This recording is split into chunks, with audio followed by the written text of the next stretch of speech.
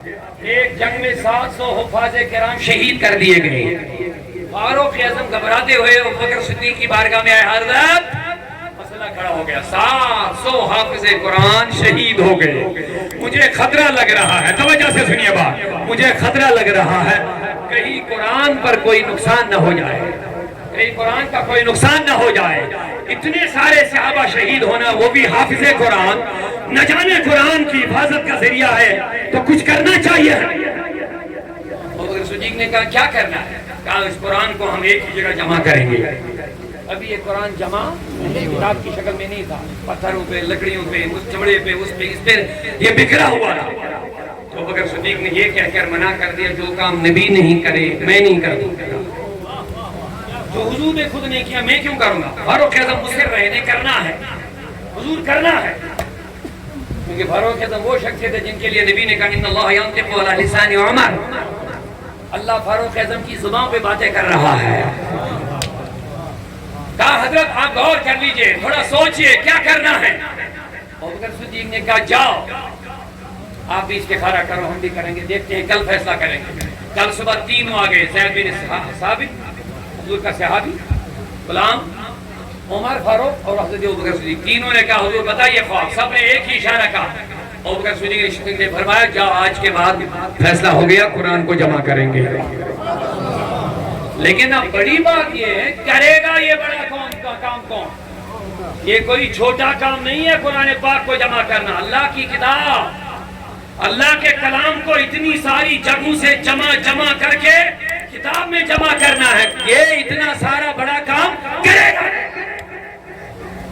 تو صدیق اکبر نے فرمایا میری نظر زید بن ثابت پر ہے، حضرت زید آپ ہی یہ کام کر پاؤ گے۔ حضور یہ بہت بڑا کام ہے، مجھ پر یہ بوجھ مت ڈالیے، نہیں کرنا پڑے گا،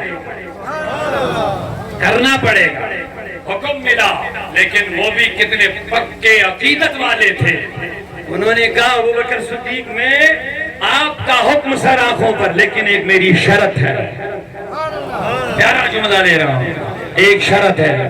صدیق اکبر نے کہا شرط بھی بتا کیا ہے؟ کہا میری ایک شرط آپ کیبنٹ میں پاس کرو، اپنا جو سپریم کونسل آپ کا ہے، آپ ہے، عمر فاروق ہے یا جو بھی آپ کے قریبی ہے، ان میں ایک فیصلہ طے کرو۔ کہا وہ کیا ہے؟ کہا میں نے فیصلہ یہ شرط لگائی، کیونکہ قرآن اللہ کی کتاب ہے، وہی اس کا محافظ بھی ہے، ہر آیت کے لیے، ہر آیت کے لیے زیادہ جتنے بھی گواہ ہوں گے اچھا ہے، لیکن کم سے کم، ایٹ لیسٹ کم سے کم ہر آیت کے لیے مجھے 2 گواہ چاہیے۔ یعنی کسی جگہ سے کوئی آیت آئی، ہاں اس کے گواہ کون ہے، یہ ہے، یہ ہے، یہ وہ صحابی ہے، وہ صحابی ہے، 10 ہے، 15 ہے، 100 ہے، 200 ہے، تو لکھتے جاؤں گے۔ اگر کسی آیت کے گواہ 1 سے نیچے چلے گئے، اس آیت کو میں قرآن میں درج نہیں کروں گا۔ اب یہ کتنا بڑا فیصلہ ہے اور یہ کتنی بڑی شرط ہے، لیکن عقیدت والے تھے، ان کو پتا تھا قرآن کا محافظ اللہ ہے۔ شرط پاس ہو گئی، قانون بن گیا، جو بھی آیت آئے گی جمع کرتے وقت کم سے کم کتنے گواہ، اور زیادہ سے زیادہ جتنے آئے آنے۔ آیت آ رہی ہے، زید بن ثابت فرماتے کون، زید بن حارثہ فرماتے اس کا گواہ کون ہے؟ تو جواب ملتا ہے 10 ہے، 20 صحابہ، 100 ہے، 200 ہے، خوش ہو کر کے درج کرتے گئے، ہاں نبی نے فرمایا یہ اللہ کا کلام ہے، کتنے گواہ ہے؟ یہ ہے، وہ ہے، وہ ہے، آتے گئے، لکھتے گئے، آیت جمع ہوتی گئی۔ سورہ توبہ کی آخری آیت آئی، لقد جاءکم رسول من انفسکم عزیز علیہ ما عنتم حریص علیکم بالمؤمنین رؤوف الرحیم۔ آیت آئی، گواہ کون ہے؟ کہتے ایک ہے، گواہ کون ہے؟ جواب ملا، حضرت زید نے فرمایا جو قانون میں نے پاس کروایا اس کے مطابق یہ آیت میں قرآن میں درج نہیں کر پاؤں گا۔ جواب بڑا پیارا. یہ آیت میں قرآن میں جمع نہیں کر پاؤں گا، لیکن کیونکہ میں نے کیبنٹ میں سپریم کونسل میں ابو بکر صدیق کی جمع مجلس میں یہ قانون پاس کروایا، ہر ایک آیت کے لیے مجھے کم سے کم، لیکن اس آیت کا ایک ہی گواہی اس بات پر کہ نبی نے فرمایا اللہ کا کلام ہے. جب انکار کر لیا تو ادھر سے جواب ملا، زید یہ آیت لکھنا ہی پڑے گا. اے لوگوں کیسے لکھوں گا، میرے قانون کا کیا بنے گا؟ صدیق اکبر کی کیبنٹ کے پاس کیے ہوئے قانون کا کیا بنے گا؟ جو قانون پاس ہو گیا کیسے لکھوں گا؟ کہا لکھنا ہی پڑے گا. کیوں لکھوں گا؟ کہا جس صحابی کو نبی نے اپنے زمانے میں کہا تھا تیری ایک گواہی دو کے برابر ہے، اس آیت کا وہی گواہ ہے.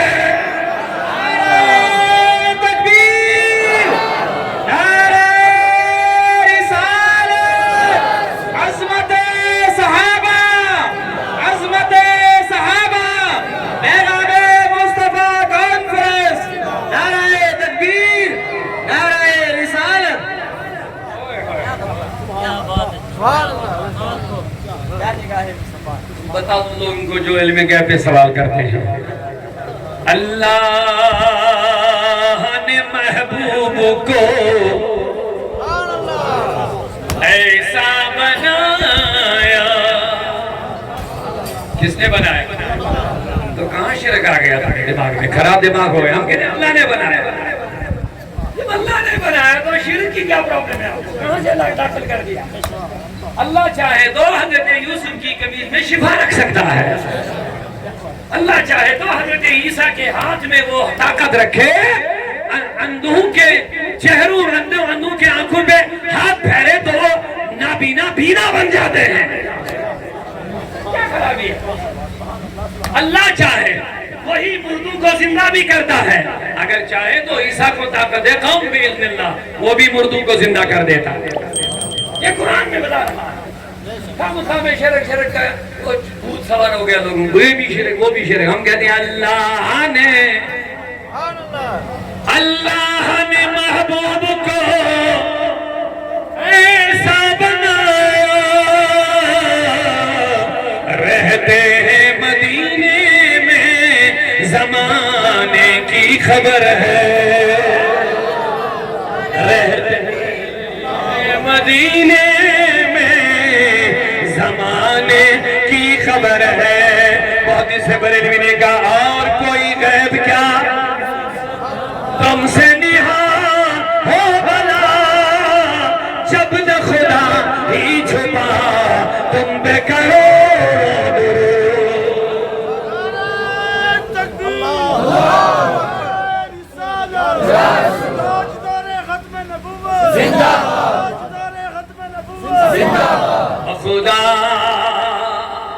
خدا کا یہی ہے در، نہیں اور کوئی مفر مکر. دو جملے جلدی سے سنیے، اگر بیدار ہے تو میں کہہ دوں گا. کہہ دو سبحان اللہ. اللہ نے ایک جماعت کے لیے کہا نبی سے آپ مانگو یا مانگا مت مانگو، میں ان کو معاف نہیں کروں گا. قرآن ہے. رب نے فرمایا تم مانگو نہیں اکثر ہرگز معاف نہیں کروں گا. میں نے کہا اگر یہی ایک قانون قرآن میں ہوتا تو ہم بھی سمجھ جاتے اور مان لیتے کہ نبی کے مانگنے سے کسی کو مغفرت نہیں ہوگی، ہم بھی مان لیں. لیکن میری نظر سورہ نساء آیت نمبر 64 پہ پڑی. اگر سارے قرآن میں صرف یہی ایک بات ہوتی کہ نبی تم مانگو یا میں معاف نہیں کروں گا، میں سمجھ جاتا نبی کے مانگنے سے کچھ نہیں، ہمارا حضور کچھ نہیں کر سکتے. لیکن قرآن کہتا ہے نبی فاستغفر اللہ فاستغفر لهم الرسول، نبی تم مانگو ان کے لیے میں معاف کر دوں گا. اونچا اونچا پیار سے بولیے. یہ تو دو قسم کی آیت آ گئی. ایک جگہ کہتا تم مانگو یا نہ مانگو نہیں یغفر اللہ، ہرگز معاف نہیں کروں گا. اور ایک جگہ کہتا ہے نبی تم مانگو لوجد اللہ تواب رحیم، ضرور اللہ ان کی توبہ قبول کر لے گا، ضرور اللہ کو توبہ قبول کرنے والا پائیں گے. میں نے کہا مولا یہ تو دو قسم کی آیت آ گئی. بالکل اپوزٹ، بالکل تضاد. کہتا تضاد قرآن میں نہیں ہے، ان کے دماغوں میں تضاد ہے. میں نے کہا وہ کیسے؟ کہتا اگر پوری طرح آیت کا سیاق و سباق پڑھ لیا ہوتا دونوں مسئلے حل ہو جاتے. میں نے کہا اے نبی جن کے لیے تو اے ربا مولا تم نے جن کے لیے کہا میں معاف نہیں کروں گا ان میں کوئی کیا خرابی ہے؟ کہا ان کی خرابی یہ ہے وَإِذَا قِيلَ لَهُمْ تَعَالَوْا يَسْتَغْفِرْ لَكُمُ الرَّسُولُ لَوَلَّوْا رُءُوسَهُمْ. جب ان سے کہا جاتا ہے آ جاؤ نبی کی بارگاہ میں آ جاؤ، یستغفر لکم الرسول، یہ رسول اللہ سے تمہارے لیے معافی مانگے گا. وَلَّوْا رُءُوسَهُمْ، یہ منہ موڑ کے منہ پھیر کے یہ چہرہ موڑ کے بھاگ جاتے ہیں. نبی جب یہ تیرے پاس نہیں آئے گا میں بھی معاف نہیں کرنے والا ہوں. یہ ہے ان لوگوں کی حقیقت جن کے لیے رب نے کہا میں معاف نہیں کروں گا، کیونکہ یہ تیرے پاس آنے کے لیے بولتے نہیں آپ، یہ تیرے پاس آنے کے لیے تیار. میں معاف نہیں کروں. یہ آئے تیرے پاس تجھے اپنا وسیلہ مانے، پھر ہاتھ کھڑے کرے، پھر دیکھنا معاف ہوگا کہ نہیں ہوگا. اب دوسری آیت جب میں نے پڑھی سورہ نساء کی آیت نمبر 64، وہاں رب کہتا وَلَوْ أَنَّهُمْ إِذْ ظَلَمُوا، جب یہ اپنے اوپر ظلم کریں گے جاؤکا، تیرے پاس آئے، تیرے پاس آئے، فَاسْتَغْفَرُ اللَّهُ، تیری بارگاہ میں آنے کے بعد اللہ سے معافی مانگے، وَاسْتَغْفَرَ لَهُمُ الرَّسُولُ، رسول بھی ان کے لیے اللہ سے معافی مانگے، لَوَجَدُ اللَّهَ تَوَّابًا رَحِيمًا، اللہ کو توبہ قبول کرنے والا پائے گا. لیکن شرط یہ ہے جو تیرے پاس آئے. خدا کا یہی ہے در جو تیرے پاس آنے کو تیار نہیں معافی بھی نہیں ملے گی. مومن نبی کی بات منافق نبی کے پاس جانا پسند نہیں کرتا ہے. اس لیے آج کے زمانے میں بھی جب حاجی لوگ نکلتے دو قسم کے لوگ نکلتے ہیں. ایک کہتا صرف مکہ، ایک جماعت کہتی ہے بس مکہ ضروری ہے باقی کہیں نہ ضروری ہے. لیکن اعلیٰ حضرت کہتے ہیں طیبہ سے ہی افضل، کعبہ ہی بڑا ظاہر. ہم عشق کے بندے ہیں کیوں بات بڑھائی ہے. اعلیٰ حضرت فرماتے ہیں حاجیو آؤ شہنشاہ کا روزہ دیکھو. یہ ہے مومنانہ شخص. منافق کیا کرے گا؟ ادھر نہیں جانا. مدینہ کیا کرنے جاؤ گے؟ کوئی ضروری نہیں ہے. اسی طریقے سے لوگوں کے دلوں میں وسوسے ڈالتے ہیں یہ حج میں فرائض میں نہیں ہے. یہ اسی طرح بوٹی پڑھتے ہیں لوگ حج کے فرائض میں نہیں ہے. میں نے کہا نادان، حج کے ارکان میں مدینہ جانا ضروری نہیں ہے لیکن حج کی قبولیت کے لیے ضروری ہے.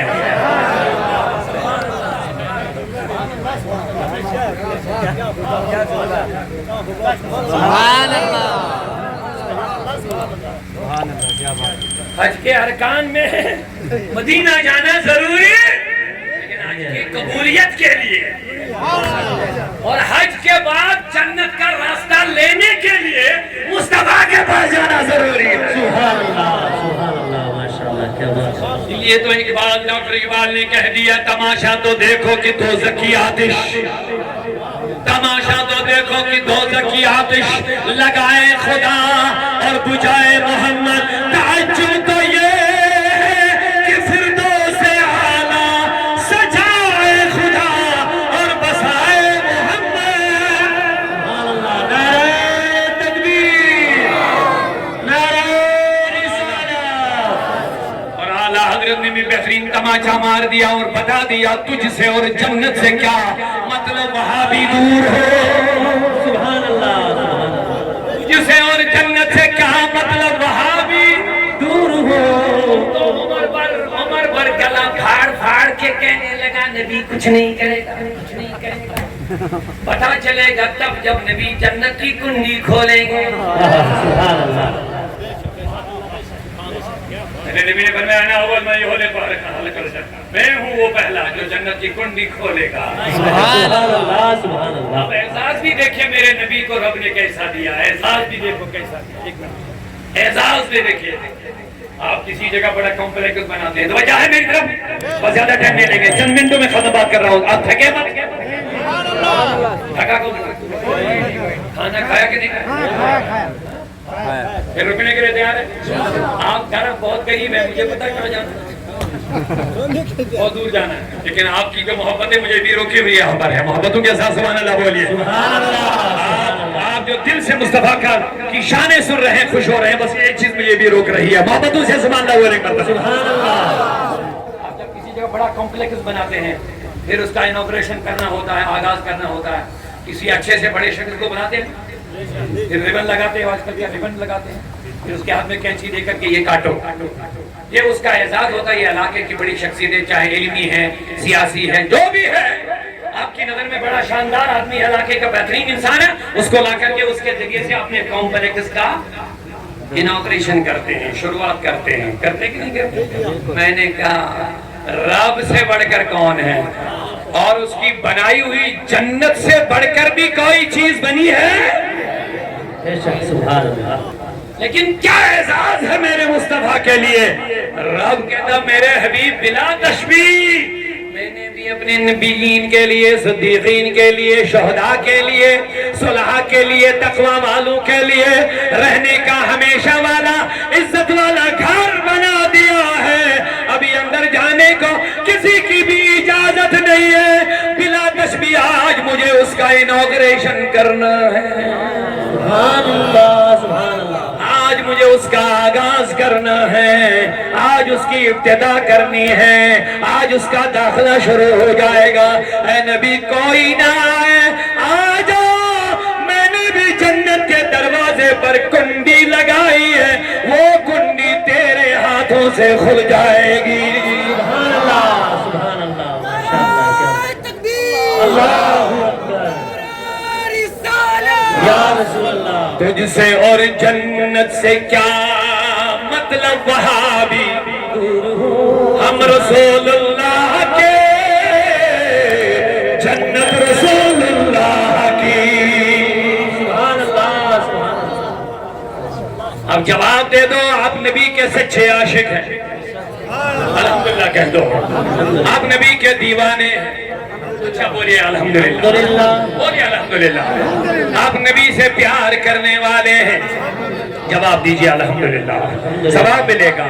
آپ نبی سے جڑنے والے ہیں، آپ نبی کے نام پر سب کچھ قربان کرنے والے ہیں، ارے کیوں نہ ہو ہم تو اس اعلیٰ حضرت کے ماننے والے، جس نے کہہ دیا کرو تیرے نام پہ جان فدا، کرو تیرے نام پہ جان فدا، بس ایک جان نہیں دو جہاں فدا، دو جہاں سے بھی نہیں جھی مرا، کرو کیا کروڑوں جہاں نہیں۔